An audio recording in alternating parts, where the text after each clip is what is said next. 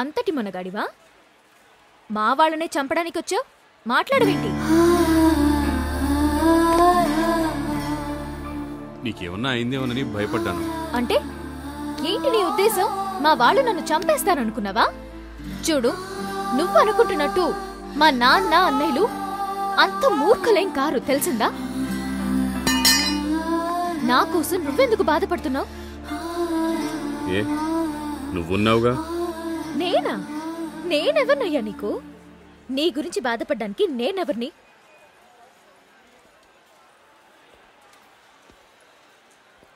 నేను నిన్ను ప్రేమిస్తున్నాను. ప్రేమే? ఒక మాట లేదు, మంచి లేదు. ప్రేమించిన వాడివైతే అలా నన్ను చూస్తూ ఊరుకోవు. బీచ్లు, పార్క్లు, షికార్లంటూ పాప నా కోసం తిరిగి తిరిగి పిచ్చోడు అయ్యేవాడివి.